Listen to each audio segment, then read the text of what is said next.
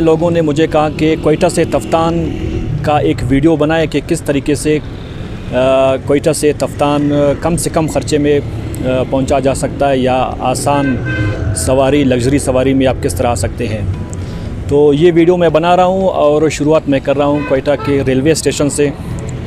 Railway station Quetta की उन चंद इमारतों में शामिल है जो 1932 के जो ज़िलज़ला है उनसे महफूज रहा और अपनी असली हालत में यहाँ पर मौजूद है।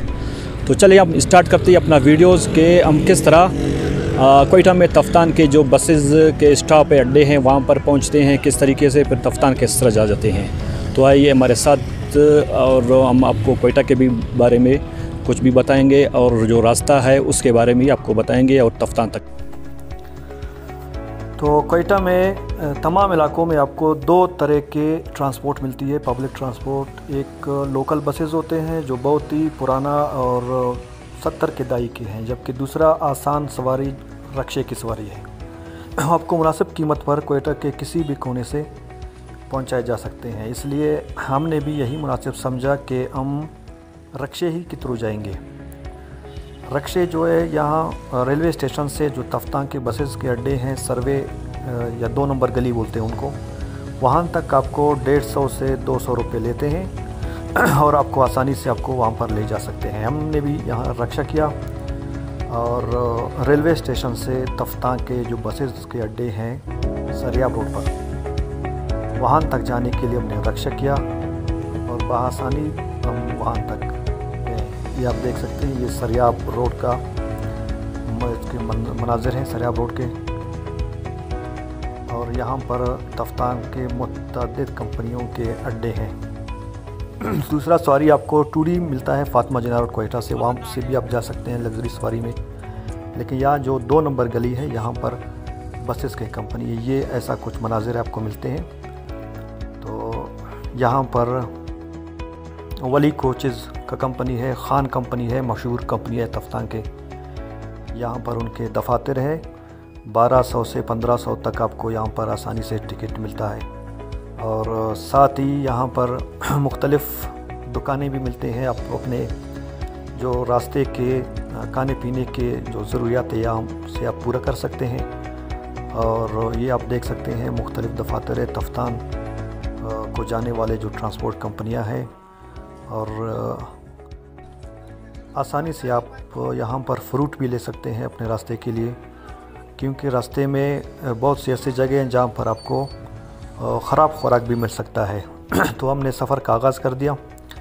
ये सरियाब रोड के मनाजिर है। अब यहाँ पर कंस्ट्रक्शन का काम शुरू है रोड के दोनों जानिब, और यहाँ से होते हुए हम सरियाब कस्टम की जानिब जाएंगे, जहाँ पर 2 रास्ते होंगे, एक सिंध की तरफ जाएगा, एक तफ्तान बॉर्डर की तरफ। यहाँ पर अब रोड को बनाया जा रहा है सरकार की तरफ से। गुज़िश्ता 3-4 महीने से ये ज़ेर तामीर है। आप देख सकते हैं पानी भी जमा है यहाँ पर।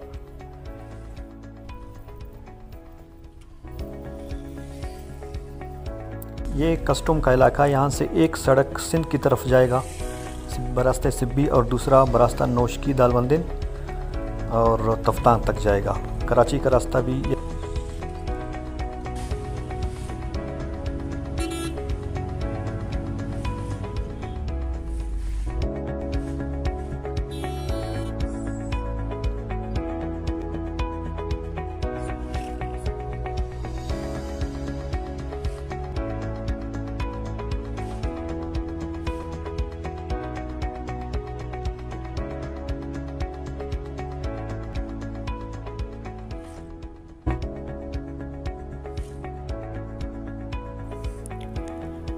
यूँ ही आप क्वेटा से निकलते हैं तो रोड की दोनों जानिब आबादियाँ हैं और जो अरे बरे हैं, और बाग भी है। अगर आपका अपना सवारी है गाड़ी है तो आप यहाँ पर स्टे कर सकते हैं। और ये आप देख सकते हैं ये क्वेटा का टूल प्लाज़ा है। यहाँ पर छोटे बड़े गाड़ियों को टैक्स लेकर जाने दिया जाता है। और इसके बाद जो क्वेटा का इलाका है लकपास, वहाँ का इलाका शुरू होता है। लकपास टनल से आप गुज़र कर जो ईरान बॉर्डर की तरफ जाएंगे। लकपास टनल जनरल मुशर्रफ के दौर में बना, इससे पहले जो बुलंदी पर सड़क था वहाँ से जाता था रास्ता। अब लखपास टनल से ये सफ़र थोड़ा मुख्तसर हो गया है और टाइम की बचत भी हो जाती है। लखपास टनल से गुज़र कर आप पहला जो आता है द्रिंगड़ का इलाका या करदगाब का इलाका, जो मस्तूम के एरिया में आते हैं, आप वहाँ से आते हैं। यहाँ पर भी आबादी है। सड़क के दोनों जानिब आपको खेती बाड़ी मिलती है, आबादियाँ मिलती हैं। तो जो कोयटा के बाद दूसरा स्टाफ आता है वो नोशकी का इलाका है। नोशकी बलूचिस्तान का एक मशहूर डिस्ट्रिक्ट है और करीबन 3 लाख के करीब जो नोशकी की आबादी है, और मशहूर सुल्तान चढ़ाई भी इसी डिस्ट्रिक्ट में है।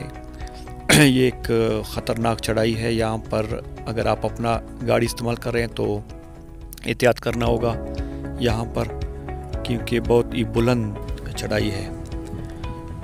सुल्तान चढ़ाई से तकरीबन आधे घंटे बाद आपको नोशकी शहर दिखाई देगा। कुछ इस तरह के मनाजिर है नोशकी शहर के। नोशकी की आबादी 3 लाख के करीब है। ये बहुत ही प्यारा शहर है। अगर आपके पास टाइम है तो यहाँ पर नोशकी शहर का आप सैर कर सकते हैं, वरना आज इस बाईपास से आप अपना सफ़र जारी करके दालबंदी की तरफ जाएंगे।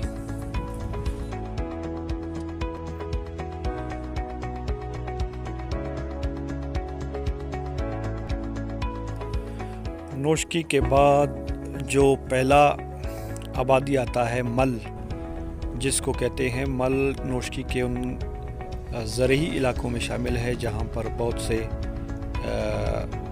फसलें होती हैं। यहाँ के तरबूज और खरबूज भी बहुत मशहूर है और इलाका सरसब्ज़ा, एक तरफ पहाड़ है और एक तरफ जो है सरसब्ज़ा है। खेती बाड़ी होता है, बड़े मेहनती लोग हैं यहाँ के। और तरबूज और खरबूज के वक़्त यहाँ पर छोटे बच्चे ये फ़रोख्त करते हुए आपको नज़र आते हैं। यहाँ से गुज़रते ही कुचक्कीचा या पदक का इलाका आता है, और जो मशहूर रास्को का सिलसिला है वो यहाँ से शुरू हो जाता है, पदक के इलाके से। और पदक पहला स्टाफ है। यहाँ पर आप अगर कोच में सवार होते हैं तो कोच जो है खाने के लिए यहाँ पदक के एरिया में ठहरता है, और यहाँ पर मुख्तलिफ़ कोचेज़ है, होटल है जो यहाँ पर स्टे करते हैं कोचेज़, और मयारी खाना मिलते हैं आपको। और मशहूर रास्को का नज़ारा भी आप यहाँ से कर सकते हैं। एक पहाड़ी सिलसिला है बलूचिस्तान का मशहूर। तो खाना खाने के बाद आप अपना सफ़र जारी करेंगे। ये पदक और चारसर के एरियाज़ के मनाज़र है, आप देख सकते हैं। खूबसूरत पहाड़ है। इसके बाद जो ही दालबंदी शहर करीब आता है तो इस तरह का कुछ मनाज़र आपको मिलता है देखने को। अब हम नोशकी से 3 घंटे बाद दालबंदी शहर में दाखिल हो चुके हैं, और ये दालबंदी शहर का नज़ारा है। यहाँ पर अगर आपके पास टाइम है तो यहाँ पर भी आप टाइम स्पेंड कर सकते हैं। 1 आधे घंटे में यहाँ पर होटल्स वगैरह सब कुछ है। इसके बाद दालबंदी से 1 घंटे बाद फिर मशहूर यकमच का इलाका आता है। यकमच उन इलाकों में शुमार होता है जहाँ पर मशहूर है कि हिंदुस्तान के मशहूर बादशाह औरंगज़ेब आलमगीर, उसकी जो महबूबा थी या बीवी थी मुमताज़ महल या मलके नूरजहाँ, उसकी पैदाइश यहाँ पर हुई थी। आपको ये बोर्ड भी नज़र आ रहा है, आप देख सकते हैं कि यहाँ पर उसकी पैदाइश हुई। तारीख़ में लिखा गया है कि कंधार के इलाके में, क्योंकि ये इलाका पहले कंधार के अफ़गानिस्तान में शुमार होता था। यकमच के बाद आप अपना सफ़र जारी करेंगे और बजानिब नोकुंडी जाएंगे। नोकुंडी भी एक छोटा सा शहर है जो बॉर्डर के करीब ही वाक़या है, और यहाँ पर सड़क की हालत भी आप देख सकते हैं किस तरह है। मगर यहाँ पर सड़क के दोनों जानिब चटेल मैदान है और कोई आबादी वगैरह यहाँ पर नहीं है। इसलिए अगर आप अपना गाड़ी इस्तेमाल करते हैं तो अपने खाने पीने की अशिया और जो ज़रूरी सामान है वो ज़रूर आपको लेना चाहिए यहाँ पर, और एहतियात से गाड़ी चलाना होगा।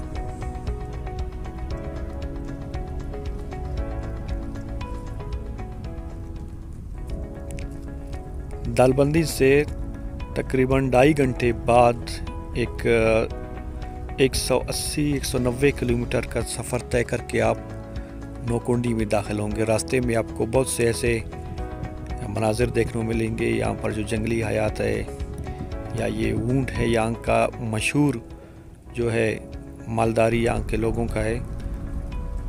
तो 2.5 घंटे बाद आप नौकुंडी शहर में दाखिल होते हैं। ये नौकुंडी का गेट था और यहाँ पर आपको सड़क के एक जानिब रेलवे ट्रैक भी नज़र आता होगा और यहाँ पर जो लांडी है वो भी नज़र आएंगे आपको, पुराने जो अंग्रेज़ के वक़्त के थे।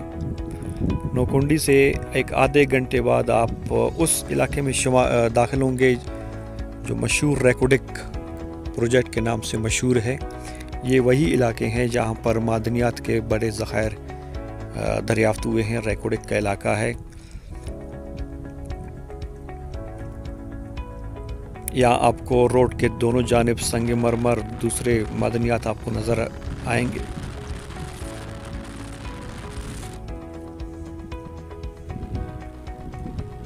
नौकुंडी से करीबन 1.5 घंटे बाद फिर आप तफ्तान शहर में दाखिल होंगे। ये इलाका, इसको तुजुकी भी बोलते हैं।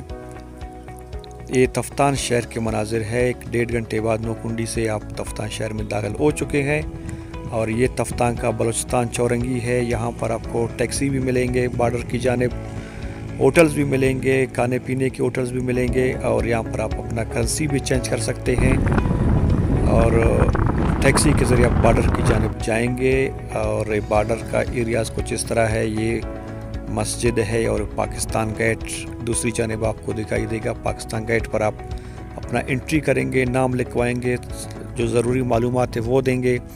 फिर उसके बाद आप इमिग्रेशन की जानिब जाएंगे। कुछ इस तरह का मनाजिर है। गेट सामने आपको दिखाई देता है। एक तरफ ईरान का झंडा, दूसरी तरफ पाकिस्तान का झंडा है और इस तरह का लाइन बना हुआ है ट्रेलर्स का। तो आप अपना ज़रूरी सामान वगैरह अपनी ज़िम्मेदारी से आपको ले जाना होगा। इस गेट की जानिब ज़रूरी मालूमात देकर फिर आप एग्ज़िट कर सकते हैं ईरान की जानिब। ये इमिग्रेशन के अंदरूनी मनाजिर है। अगर आपको ये वीडियो पसंद आ गया है तो यहाँ पर आप उसको लाइक कीजिए और चैनल को ज़रूर सब्सक्राइब कीजिए। मिलते एक नए वीडियो के साथ, इजाज़त दीजिए। अल्लाह हाफ़िज़।